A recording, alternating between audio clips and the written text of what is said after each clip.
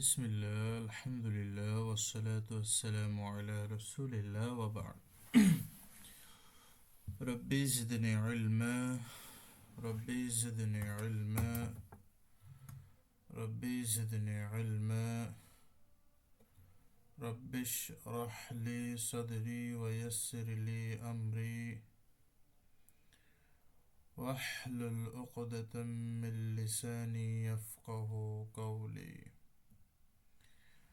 সম্মানিত উপস্থিতি, একটা মিনিট। গত ক্লাসে আমরা শিখেছিলাম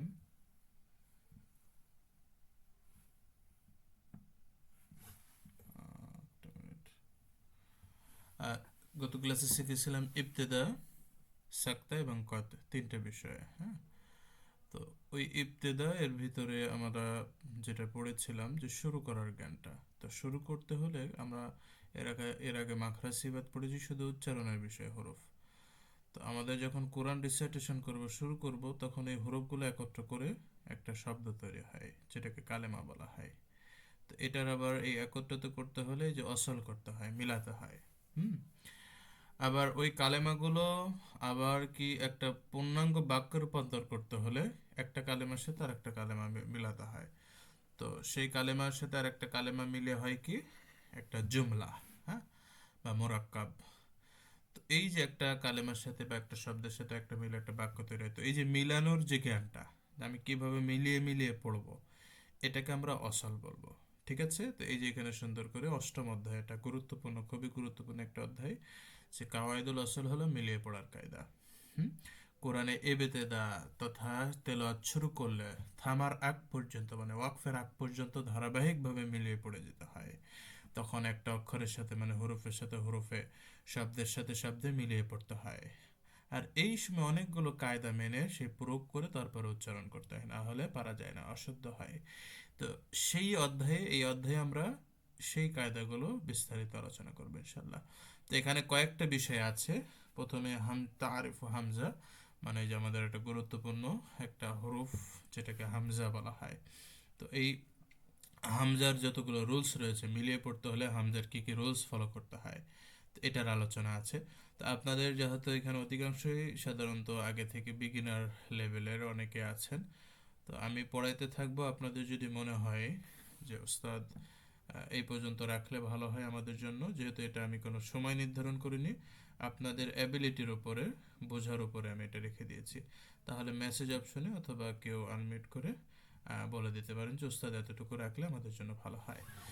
তো আমরা শুরু করি। তারিফুল হামজা, মানে হামজার পরিচয়। তারিফুল হামজা হলো আরবি হরফ যেটা রয়েছে, হামজা একটি হরফ, এর পরিচয়। আরবি হরফ সমূহের মধ্যে এই যে হামজা, এই যে সাধারণত এই রাউন্ড এইভাবে থাকে, হামজা একটি বৈচিত্র্যময় একটা হরফ। হ্যাঁ, এই হরফ পড়ার সময় বিভিন্ন কায়দাতে পড়তে হয়, তা লেখার সময় বিভিন্ন রূপে এটা সাধারণত লেখা হয়ে থাকে, বিভিন্ন নস্কে আর কি।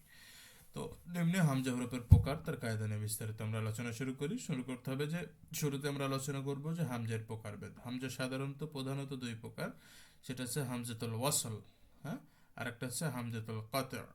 হামজাতুল ওয়াসল, ওয়াসল শব্দটাকে বলা হয় যোগকৃত। হ্যাঁ, ওয়াসল মানে যোগ করা, যেটা অস্থায়ী হামজা যোগ করে পরবর্তীতে একটা কারণে বা রিজনে, প্রয়োজনে যোগ করা হয়, সেটাকে হামজাতুল ওয়াসল বলা হয়। আর হামজাতুল কাতআ যেটা যোগকৃত না, অরিজিনাল ভাবে ওই হরফে আগে থেকে মূল মাদ্দাতে রয়েছে, সেটা হচ্ছে হামজাতুল কাতআ, মানে স্থায়ী হামজা। তো নিম্নে এটার আমরা বিস্তারিত আলোচনা করব, এই দুইটার, হামজাতুল ওয়াসল এবং কতর। তো হামজাতুল ওয়াসল হলো এমন অস্থায়ী হামজাকে বলা হয় যা কোনো সাকিনওয়ালা শব্দের শুরুতে, এই যে প্রয়োজন, প্রয়োজনের ক্ষেত্রে নিয়ে আসা হয়। সেই প্রয়োজনটা কি, যে কোনো সাকিনওয়ালা শব্দ আছে কোনো ওয়ার্ডের শুরুতেই, কোনো শব্দের শুরুতেই যদি সাকিনওয়ালা কোনো শব্দ থাকে, তাহলে সেই সাকিন থেকে বাস্তে যোগ করা হয় এই হামজাতুল ওয়াসল। অর্থাৎ আরবি কোনো শব্দের শুরুতেই যদি সাকিন থাকে, তাহলে সেই শব্দকে পড়ার সময় একটি অস্থায়ী হামজা যোগ করে পড়তে হয়। কেননা শুরুতেই সাকিন যুক্ত কোনো আরবি শব্দ সাকিন দিয়ে শুরু করে পড়া যায় না। আপনি কোনো লেটারসই সাকিন দিয়ে পড়তে পারবেন না, হারাকা যোগ করা ছাড়া। তো কোনো শব্দে, আরবি বিভিন্ন শব্দ রয়েছে যেখানে শুরুতেই কি থাকে, সাকিন যুক্ত থাকে মূল শব্দে। তো ওই সাকিন যুক্ত হরফ পড়তে হলে ওখানে তো সাকিন ছাড়া কিছু দিতে পারছেন না, এই জন্য আগে একটা হামজা অ্যাড করতে হয়, যেটা সাধারণত আমাদের ইন্দোবাক মোসাকে আলিফ থাকে আর কি। হ্যাঁ, ওই আলিফটা মূলত যোগকৃত আলিফ, ওটাকে হামজা বলা হয়। তো এই আলিফের উপরে জবর অথবা জের অথবা পেশ, যেটা এটারও রিজন আছে, আমরা পরবর্তীতে শিখব, এই আজকের আলোচনায় শিখবো ইনশাল্লাহ। তখন সেটা ওই আগে হারাকা অ্যাড করে তারপরে পড়তে হয়, কারণ হারাকা ছাড়া আপনি কি করতে পারবেন না, পড়তে পারবেন না কখন, আমি একটু পরে বুঝাই দিচ্ছি।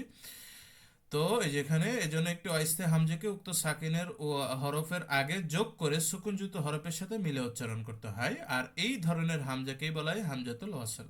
হামজাতুল ওয়াসল চিনার উপায় হলো, কোরআনে হামজাতুল ওয়াসলের স্থানে হারাকাত যুক্ত বেহেন হামজা আছে সাধারণত, যদি শব্দের শুরুতে থাকে সাধারণত মোসাফে কোনো আয়াতের শুরুতে, ওখানে সাধারণত হারাকা দেওয়া হয়। কিন্তু ভিতরে থাকলে দুই লাইন একটা শব্দের পরে বা মাঝখানে যেখানে থাকুক না কেন সাধারণত দেওয়া থাকে না। তো এটা সাধারণত দুই রূপে আসতে পারে দুই মুসাফের ক্ষেত্রে।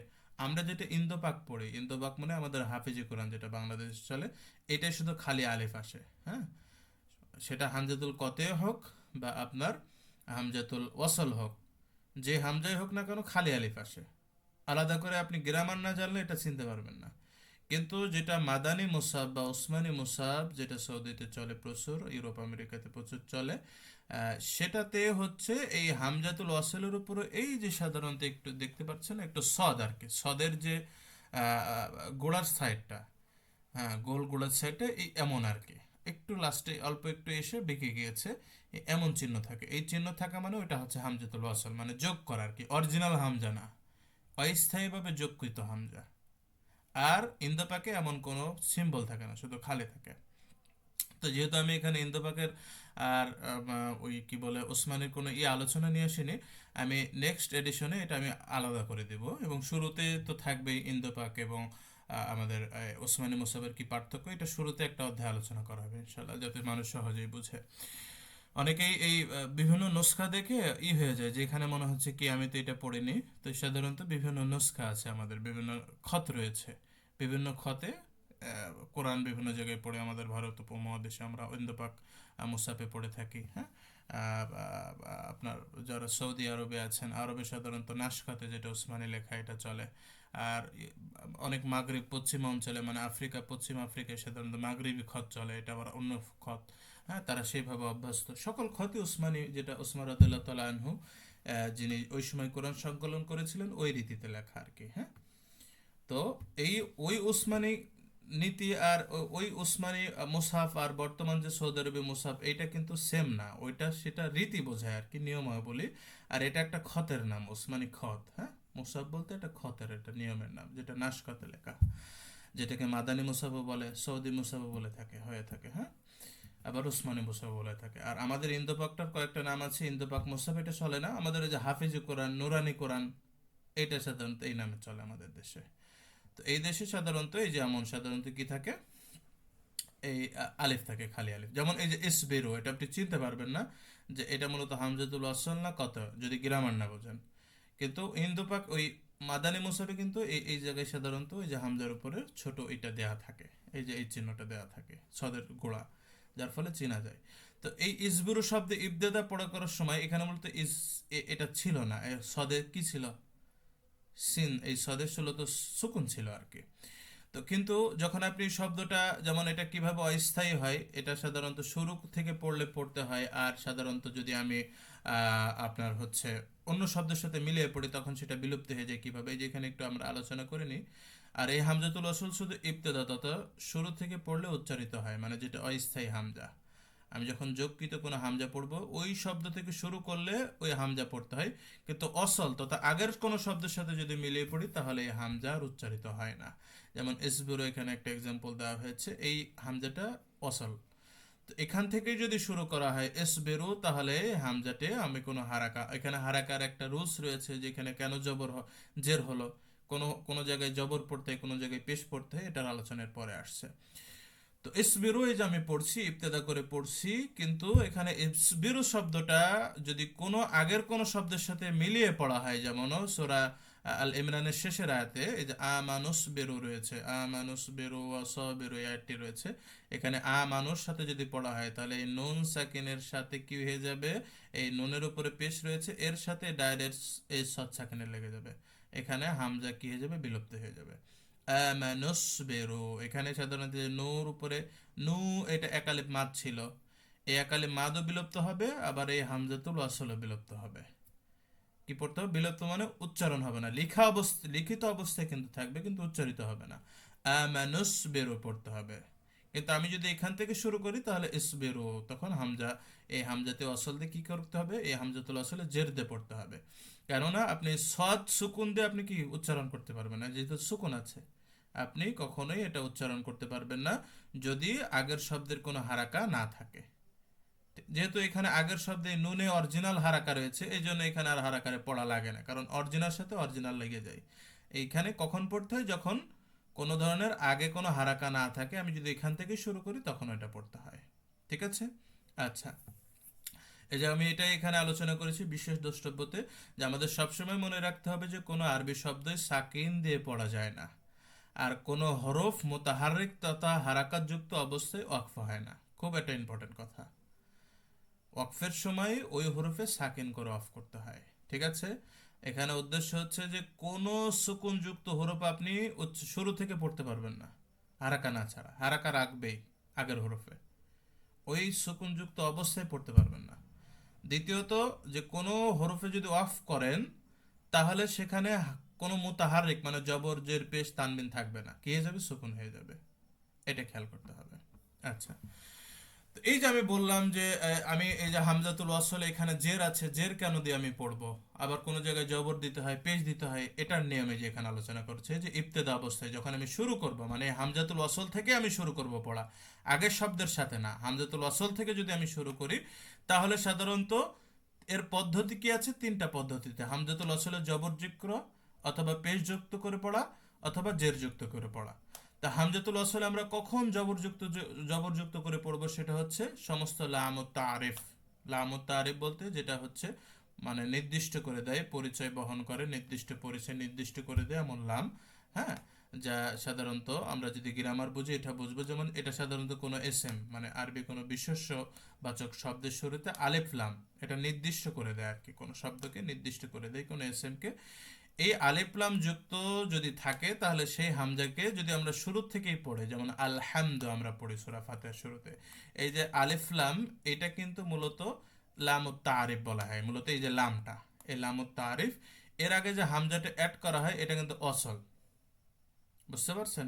এটা কিন্তু অসল, মানে হামজাতুল অসল। তো এইটা যখন আমি আলহামদু পড়বো তখন আমাকে এই লামুত তারিফ মানে যেটা নির্দিষ্ট বাচক আলিফ লাম, এখানে কি করতে হবে? এই আলিফে জবর দিয়ে পড়তে হবে, আলহামদু আর রাহিম আর রহমান। কিন্তু যখন এর আগের কোন শব্দের সাথে যদি পড়ি, যেমন আমি যদি আলহামদুলিল্লাহ রব্বিল আলামিন আর রাহমা, এই যে মিনা আলামিনা, নুনের উপরে কি রয়েছে? জবর। তো আমি যদি রহিমের সাথে ডাইরেক্ট লাগিয়ে দিই তাহলে মিনার রাহমা, এখানে আলিফ আর থাকবে না, মানে পড়তে হবে না, তখন মিনার রহমানির রহিম পড়বো। কিন্তু আর রাহিম থেকে যদি আমি শুরু করি, ওই আলামিনে অক্ফ করে দিয়ে, তখন আর রহমানির রহিম। তার মানে সমস্ত লাম ও তারিফে কি হবে? ওই লাম সুকুনের আগে যেটা আলিফ থাকবে মানে হামজা থাকবে, ওখানে জবর দিয়ে পড়তে হবে শুধু একটি জায়গায়। পেশ দিয়ে কখন পড়তে হবে? পেশটাও হচ্ছে মাত্র একটি জায়গায় পড়তে হয়। মানে কোন আরবি কোন ফেল তথা ক্রিয়াপদ শব্দের, এখানে ফেল বলতে বোঝানো হয় ফেলে আমর মানে মানে নির্দেশবাচক কোন শব্দে, অর্ডারবাচক কোন শব্দে তৃতীয় হরফে যদি পেশ থাকে, হুম, যেমন এখানে এক্সাম্পল দেওয়া হয়েছে অনজুরু, এই যে যো, এটা য, এটা হচ্ছে তৃতীয় হরফ। অনসুরু, এই যে সদ হচ্ছে তৃতীয় তৃতীয় হরফ। এই সদ মানে তৃতীয় হরফে যদি কি থাকে? এই পেশ থাকে, তাহলে হামজাতুল আসলও কি হবে? পেশ হবে। ঠিক আছে? দৌড়ো, এটা সাধারণত মুসাফে দেওয়া থাকে। কেউ যদি গ্রামার বোঝে তাহলে সে সুন্দর করে বুঝতে পারবে, আর যদি গ্রামার না বোঝে তাহলে মুসাফ অনুযায়ী পড়বেন। মানে কখন কখন এটা এখানে ভেঙে দেওয়া হচ্ছে যে এটা কেন এই জায়গায় পেশ হলো, ওই জায়গায় জবর কেন হলো। এটা গ্রামাটিক্যাল রুল, যে এই কারণে এখানে এটা লামত তারিফ তো এটা হয়েছে, আর এখানে এই ফেলের তৃতীয় শব্দে পেশ আসছে তো এখানেও পেশ হয়েছে। আর জের কখন কখন হয়? জের হয় কয়েকটি ক্ষেত্রে, সেটা হচ্ছে ফেলের মানে ওই যে সেই ফেলে আমরের মানে আদেশবাচক কোনো শব্দের তৃতীয় হরফে যদি জের থাকে, যেমন এই সরি জবর থাকে, যেমন ইফতাহ, এই যে তাতে জবর, ইযহাবু তোমরা যাও, হ্যাঁ সকলে যাও, ইযহাতে জবর। তো যদি জবর থাকে তাহলে কি হয়? এখানে জের দিয়ে পড়তে হবে। অথবা যদি তৃতীয় হরফে জের থাকে, হ্যাঁ, যেমন ইযরিবু, ইকরামু, এই যে এখানে সাধারণত জের, এটা এক্সাম্পলটা এখানে এটা হবে না, হ্যাঁ, এটা ভুল এক্সাম্পল দেওয়া হয়েছে, এটা আমরা ধরতে পারি ইযরিবু। এখানে ইকরিমু হবে, সরি ইকরুমি হবে, কারমা ইকরুমি থেকে আসছে। আহ, এখানে সাধারণত না, আমার এতটুকুই মনে হচ্ছে যে এটা ঠিক আছে, এইটা এই এক্সাম্পলটা ঠিক আছে। ইযরিবু, দরাবা ইয়াযরিবু থেকে আসছে এটা। এই যে এখানে রতে জের আছে, এই জন্য এখানেও সাধারণত কি হবে, এটা মূল যেটা ওজন, এই ওজনই সাধারণত এই, মানে বাবের যে ওজন, দরাবা ইয়াযরিবু। তো এই ক্ষেত্রে এখানে এই যে আমরা কি পড়লাম, এই হামজাতুল আসলে জের দিয়ে পড়তে হবে। আর একটা কারণ হচ্ছে নির্দিষ্ট 5টি ক্রিয়াপদ রয়েছে আরবিতে, যেগুলো তৃতীয় হরফে পেশ আসার পরও হামজাতুল আসলে জের দিয়ে পড়তে হয়, যেমন ইকদু, ইমশু, ইবনু, ইমদু, ইতু। তো এই হরফে হামজাতুল, এই তৃতীয় হরফে পেশ আসার পরও আমি কেন এখানে জের দিয়ে পড়বো, কারণ এখানে রিজন, এটাও গ্রামাটিক্যাল ভিতরে রুলস রয়েছে, যে যেমন এই যে একটা ইকদু শব্দটি ছিল মূলত ছিল ইকদি, তারপরে ইয়ার উপরে কি ছিল, পেশ ছিল। এটা মূলে এই যে তৃতীয় হরফে জের রয়েছে কিন্তু মূলে, তো এটা তালিল করে, মানে উচ্চারণ সহজার্থে এই যে ইয়াটা কি করা হয়েছে, বিলুপ্ত করে দিয়ে এই ইয়ার হারাকাটা দদে দেওয়া হয়েছে। বুঝতে পারছেন? এটা করে কি হয়েছে, ইকদু, মূলত এটা মূলত দদে কি রয়েছে, জের, এই জন্য এখানেও জের হবে। এটা ভিতরগত বিষয়।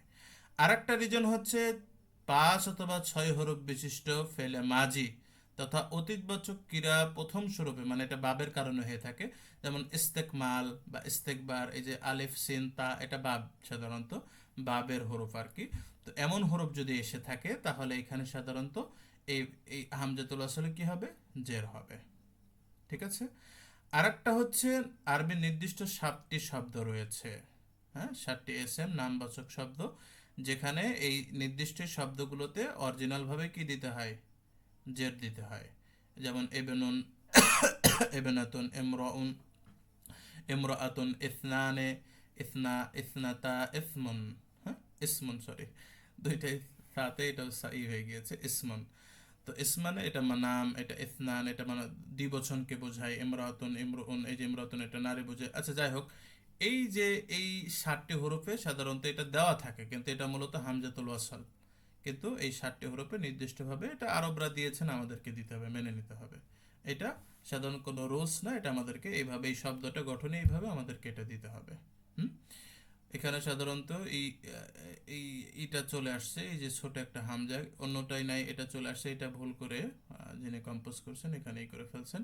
যদি আমরা ইন্দোপাক রুলসে পড়ি তাহলে এখানে এই ছোট হামজাটা থাকবে না, এই হামজাটা এখানে এটা আসবেই না আর কি।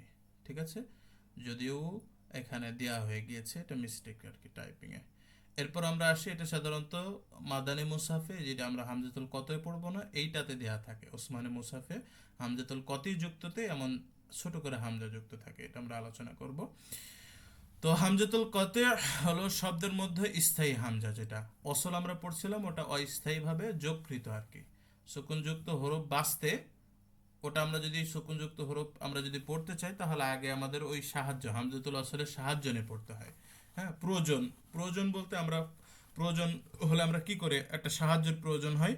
তো এই হামজাতুল অচল, অচল হচ্ছে সাহায্যকৃত, মানে সাহায্যের জন্য হামজা। আর হামজাতুল কতে হচ্ছে মূল হরফে মূলত এটা হামজা, কোনো সাহায্যকৃত না। যে হামজাটা আরবি মূল মাদ্দা, মানে মূল হরফের, সেই মূল হরফের যদি হামজা থাকে ওই হরফে, তাহলে সেটা হচ্ছে কতে, মানে কোনো সাহায্য প্রয়োজন এমন না, অরিজিনাল ভাবেই ওই হরফের বাসিন্দা। ঠিক আছে, ভাড়াটে আনা, সেটা হচ্ছে কাতে। এই যেখানে সুন্দর করে বলা হয়েছে হামজাতুল কত হলো শব্দের মধ্যে স্থায়ী হামজা, অর্থাৎ যে হামজা যোগকৃত না, যা ইবতেদা তথা শুরু থেকে পড়লে ও মানে এটা হচ্ছে আমরা যদি শুরু থেকে শুরু করি অথবা অসল করে আগের শব্দের সাথে মিলিয়ে পড়ি, লিখতে বা পড়তে সব সময় সব জায়গায় উচ্চারিত হয়। আর এই হামজাকে বলে হামজাতুল কত। এখানে হামজার উপরে এই যে ই দেওয়া হয়েছে, এই যে দেখেন এই হামজার নিচে ছোট্ট করে একটা কি লেখা হয়েছে, হামজা মানে অরিজিনাল যে হামজাটা, মানে আলিফের নিচে, এই আলিফের উপরে কি হয়েছে, ছোট্ট করে ওই যে গোল হামজা দেওয়া হয়েছে। তো এইটা সাধারণত ইন্দোপাক, আমরা যেটা হাফিজি কোরআনে, এটা কিন্তু থাকে না। হাফিজি কোরআনে শুধু কি থাকে, ওই আলিফই থাকে। কিন্তু উসমানী মুসাফে এটা নির্দিষ্ট করে দেয়, মানে চেনার জন্য, যে হামজাতুল কতগুলোতে সব সময় দেখবেন যে এই আলিফের উপরে যদি জবর থাকে তাহলে উপরে থাকে, আর জের থাকলে সাধারণত নিচে থাকে। হ্যাঁ, এই যে জের আসছে, এই ছোট করে হামজা লেখা থাকে, তো ওইটা দেখে আপনি চিনতে পারবেন সুন্দর করে যে এটা হচ্ছে হামজাতুল কতে।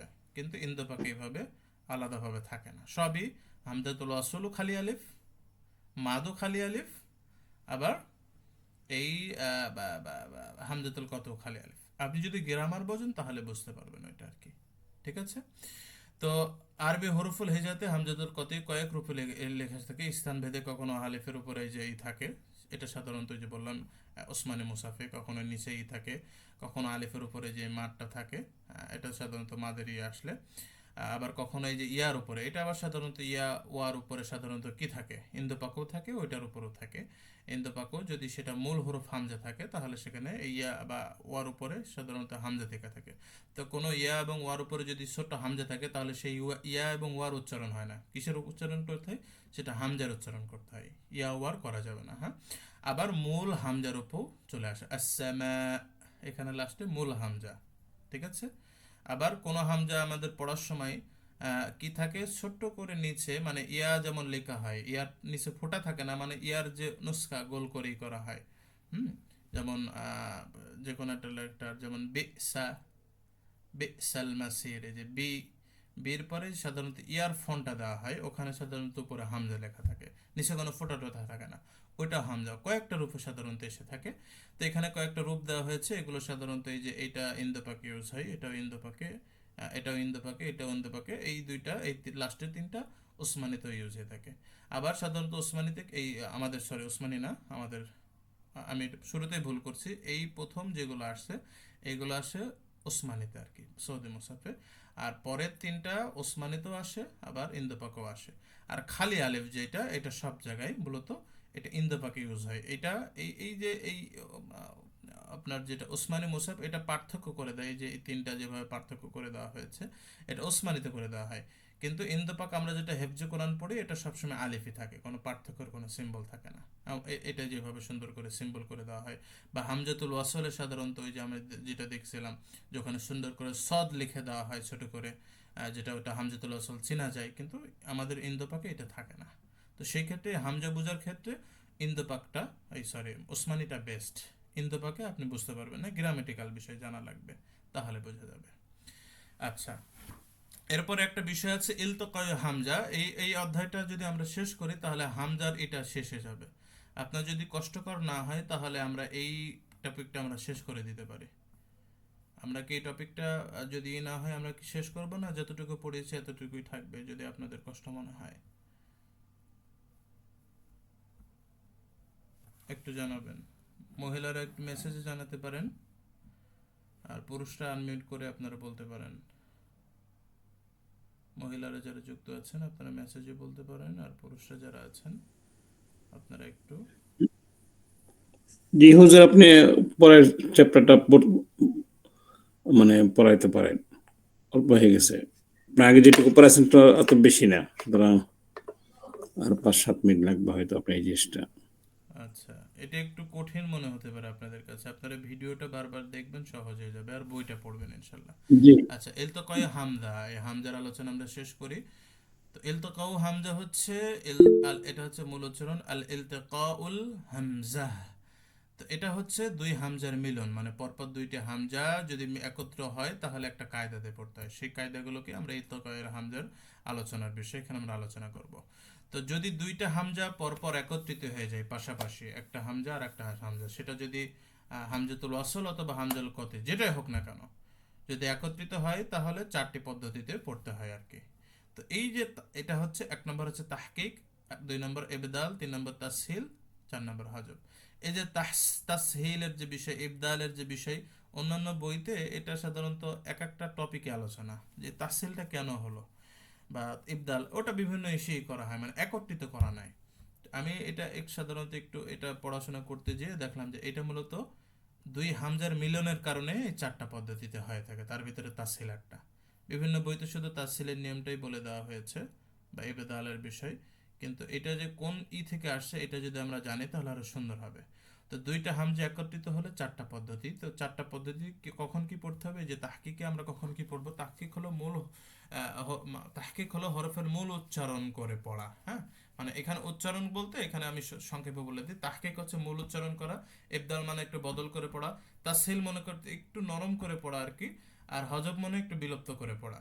তো আমরা হরফের মূল উচ্চারণ কখন করে পড়বো, মানে হারাকার যে উচ্চারণটা একদম অরিজিনাল পড়া, সেটা কখন করে পড়বো, মানে দুইটা হারাকার যুক্ত হামজা যদি পরপর একত্রিত হয়, যেমন আসলাম তো, আকরার তুম। তো এই যে এখানে দুইটা, এই যে এটাও হামজা এটাও হামজা, আ আ আ আ। তো এই দুই হামজা যদি হামজাতুল কাতে, মানে দুইটাই যদি স্থায়ী হামজা হয়, তাহলে সেটার উচ্চারণে কোনো ধরনের মানে পরিবর্তন না করে পরিপূর্ণ উচ্চারণ করাই হচ্ছে তাহকিক পড়া। যেমন আসলামতুম, আকরারতুম, এই যে এই দুইটা হামজাই কিন্তু কাতে হামজা, স্থায়ী হামজা। তো এখানে জবর হোক জের হোক, মানে আগেরটাই জবর পরেরটাই যে, না দুইটাই সাধারণত জবর হতে হবে, এখানে একটু আছে, চেঞ্জ হতে পারে। যদি পরপর দুইটা হামজাতুল মানে এই হামজা একত্রিত হয়, তাহলে এখানে কি করতে হবে, এই মূল উচ্চারণ করে সাধারণত পড়তে হবে, আ কোনো ধরনের সাউন্ড নমনীয় করে না, বা কোনো ধরনের বদল করে না, একদম মূল যেটা সেটাকে বলা হয় তাহকিক উচ্চারণ, অরিজিনাল পড়া। ঠিক আছে, তাহকিক মানে অরিজিনাল যেটা। দুই নম্বর হচ্ছে ইবদাল। ইবদাল হলো হরফের মূল উচ্চারণকে পুরোপুরি পরিবর্তন করে পড়া। হ্যাঁ, দুইটি হারাকাত যুক্ত যদি হামজা পরপর একত্রিত হয়, এই দুইটি হামজার মধ্যে যদি প্রথম যদি জবরযুক্ত হামজাতুল কতেও হয়, এবং পরের হামজাটি যদি হামজাতুল ওয়াসল হয়, তাহলে হামজাতুল ওয়াসলকে মাদ্দের হরফে পরিবর্তন করে প্রথম হামজাকে লাজেম করে 6 হারাকা 3 আলিফ পর্যন্ত পড়তে হয়। যেমন এখানে এখানে মূলত এই যে আযাকারাইনে আল্লাহু আল আনা, এখানে একটা বিষয় রয়েছে, এখানে একটু হয়ে গিয়েছে, এই জায়গায় একটা ফ্রন্টের মিস্টেক, এখানে মূলত এই আলিফের উপরে জবর চলে আসছে, এটা হবে না আর কি। তো এই যে হরফগুলো আসছে, এটা মূলত ইবদাল। আযাকারাইন, এটা মাদ কেন হলো, এটা মূলত এইটা না, যেমন এখানে মূলত আছে আযাকারাইনে, আল আনা, আল আনা, এই সরি আল্লাহু আল আনা। তো এই যে এটা মূলত দুই হামজা একত্রিত ছিল, প্রথমটা হচ্ছে হামজাতুল কাতে, পরেরটা হামজাতুল ওয়াসল। এই যে আল্লাহ শব্দের লাম লাম লাম আলিফের আগে, এখানে মূলত এই যে লামের আগে এই আলিফটা মূলত হামজাতুল ওয়াসল। তো এইটা সাধারণত দুই পদ্ধতিতে পড়া যায়, সেটা হচ্ছে প্রথমটা যে ইবদাল, ইবদালের আলোচনা। ইবদাল কি করে, যে এই যে হামজাতুল ওয়াসল, এটা হারাকা তুলে দিয়ে এখানে খালে আলিফ করে পড়লে এটা সাধারণত মাদ হয়ে যায়।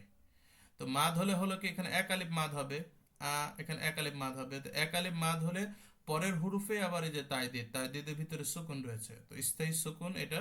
তো এই কারণে এখানে সাধারণত মাদ্দুল লাজিমে চলে যায়। আযাকারাইনে আল্লাহু আল আনা, এই যে এই টানটা দিক পড়া, যদি আমি এটা দিয়ে পড়ি, তাহলে এটা বলা হবে ইবদাল, পরিবর্তন করা, মানে হামজাতুল ওয়াসলকে পরিবর্তন করে ওটা মাদের হরফে পরিবর্তন মানে পরিণত করেছি, খালি আলিফে পরিণত করে আমি কি করেছি, এখানে টান দিচ্ছি, এটাকে বলা হয় ইবদাল। সেটা কখনোই যদি গ্রামার বুঝি, তাহলে প্রথমটা হামজাতুল কতি, পরেরটা যদি হামজাতুল ওয়াসল হয়। ঠিক আছে, এর পরবর্তীতে বলা হয় তাসহিল। তাসহিল হলো সহজীকরণ, অর্থাৎ নরম করে পড়া। তাসহিল পদ্ধতি হচ্ছে পরপর দুইটা দুইটা যদি জবরযুক্ত হামজাতুল কতের মধ্যে দ্বিতীয় হামজাতুল কতিকে তাহকিক এবং ইবদালের মাঝামাঝি অবস্থায় নরম করে পড়া। আর ইমাম হাফসের রাওয়ায়াতে কোরআনে মাত্র এক জায়গায় রয়েছে যেখানে বাধ্যতামূলক তাসহিল করতে হয়, সেটা হচ্ছে সূরা হামিম সিজদার 44 নম্বর আয়াতে। এই যে আজামি, এই যে এই শব্দকে তাসহিল করে পড়তে হয়।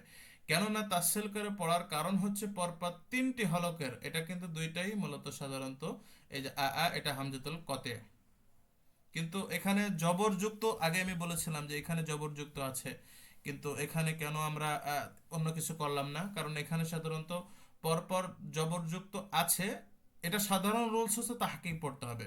কিন্তু এই জায়গায় ব্যতিক্রম কেন, এই কারণ হচ্ছে যে দুইটা হলকের হরফ, হলকের শেষ হতে, আবার এই যে আইন আসছে এটাও কিন্তু হলকের মধ্যখান, মানে 3টা হরফে হলকের। এই পরপর হরফের এখানে একত্রিত হয়েছে দুই হামজার পর আইন হরফ যেন পুরোপুরিভাবে হামজার সাথে মিশে না যায়, এই জন্য দ্বিতীয় হামজাকে একটু নরম করে দেওয়া হয়, মানে এটা ঠিক থাকবে তাহকিক। এই পরের যে হামজাটি রয়েছে এই হামজাটা একটু আমি কি করে দেব, অরিজিনাল তাহকিক মূল উচ্চারণ না করে একটু নরম করে পড়বো। ওইটা নরম করে পড়ার পর আমি আইন ধরবো, যাতে আইনটা পুরোপুরি ভাবে কি হয়ে যায়, মিশে না যে পুরোপুরি উচ্চারণ হয় অরিজিনাল। এটাকে বলা হয় তাসহিল, মানে একটা হামজার হারাকাকে, মানে দ্বিতীয় হামজার হারাকাকে কি করে দেওয়া, পুরো উচ্চারণ না করে একটু নরম করে পড়া। যেমন আ আজ, আ আ, আ আ, মানে প্রথমটা পুরোপুরি ভাবে, দ্বিতীয়টা একটু নরম করে আইনের সাথে লাগানো। আ আ, আ আ, জামিয়ু, জামিয়ু। এটা প্রথমটা ঠিকই থাকবে মূল উচ্চারণ, পরেরটাতে একটু নরম হয়ে যাবে। হ্যাঁ, জামিয়ু। এই যে তাহসিল করে পড়াকে, এটাকে বলা হয় তাহসিল। এইভাবে শুধু একটি জায়গায় হাফসেরাতে এটা পড়তে হবে, এইভাবে তাহসিলের নিয়মে, যাতে আমরা আইনটা সুন্দর করে পড়তে পারি। আর কোরআনের তিনটে শব্দ, এই যে আমরা যেটা ইবদাল করে পড়েছিলাম না, এই তিনটা শব্দের আমরা এটাকেও তাহসিল করে পড়তে পারবো। এই যে আযাকারাইনি, আল্লাহ, আল আনা, এটা যদি আমরা ইবদাল না করি, মানে মাদ না করি, তখন পড়তে হবে, আল্লাহ, আল আনা। তখন আমরা এটাও কি করতে পারবো, এই দ্বিতীয় যে হামজার উপরে, মানে আলিফের উপরে জবর আছে, এটাতে আমরা ওই নরম করে পড়বো। আযাকারাইনি, আল আনা। এটা সাধারণত খুব একটা বোঝা যায় না, তবে ওই যে পরিমাণ আপনাকে কি করে দিতে হবে, নরমের বিষয়, সাউন্ডের বিষয় কমে আসবে। আল আনা, আল আনা। ঠিক আছে, একটু লক্ষ্য করলে এটা বোঝা যায় যে হ্যাঁ, এটা একটু হচ্ছে আর কি, নমনীয় আগেরটার থেকে। আগেরটা তো ফুল, পরেরটা লো। ঠিক আছে, আগেরটা স্ট্রং, পরেরটা দুর্বল। এক কথায় যে স্ট্রং হচ্ছে তাহকিক, ঠিক আছে, স্ট্রং, ফুল স্ট্রং করে পড়া। আর তাসহিল মানে লো, স্ট্রং না হয়ে নরম হয়ে যাওয়া, হ্যাঁ, লো লেভেল করা। আর ইবদাল মানে পুরোই বদল করে দেওয়া, মানে পুরোই বদলে দেওয়া। বদলে দেওয়া মানে যেখানে হারাকা যুক্ত রয়েছে হামজা, ওই হারাকা পুরো বদল করে দিয়ে ওখানে খালি আলিফ বানিয়ে দেওয়া, এটাকে বলে ইবদাল। তখন এটা মাদ হয়ে যায়। হ্যাঁ, তখন এই শব্দ আমি কিউ করে পড়তে পারবো, বদল করে পড়তে পারবো, অথবা তাসহিল করে পড়তে পারবো। বাট তাসহিল করে ওয়াজিব হচ্ছে এই আজামিও, এই শব্দটি করতেই হবে ইমাম হাফসের রাতে যদি আপনি পড়েন। আর একটা রয়েছে হজব, এটা কোরআনে সাধারণত এইভাবে থাকে না, মানে এটাও একটা রোলস, তবে মুসাফগুলোতে হারাকায় দেয়া থাকে, কিন্তু এই মূলত এইভাবে হারাকা এমন না আর কি। এটা যদি আমরা পড়ি, যেমন হজব হলো সম্পূর্ণ বিলুপ্ত করে পড়া, অর্থাৎ দুইটি হারাকাতযুক্ত হামজাতি পরপর একত্রিত হয়। এই দুইটি হামজার মধ্যে প্রথমটি যদি হামজাতুল কতই হয়, এবং পরের হামজাটি যদি জেরযুক্ত হামজাতুল ওয়াসল হয়, তাহলে জেরযুক্ত হামজাতুল ওয়াসলকে সম্পূর্ণ বিলুপ্ত করে দিয়ে পড়তে হয়। যেমন সূরা সাবার 8 নম্বর আয়াতের ভিতরে এই যে ইফতারা আলাল্লাহি কাযিবা, যে ইফতারা শব্দটি, এখানে ইফতারা শব্দটিতে মূল ছিল ইফতারা। দেখছেন, এখানে হামজাটা নাই আর কি, এই যে এই হামজাটা পুরো তুলেই দেওয়া হয়েছে, কি করা হয়েছে, ইফতারা করা হয়েছে, মানে এখানে আর নাই। কেন নাই? এই যে পরেরটা কি হয়েছে, এই যে হামজাতুল, এখানে মূলত ছিল কি, এই যে হামজাতুল, এটা ওয়াসাল যকৃত।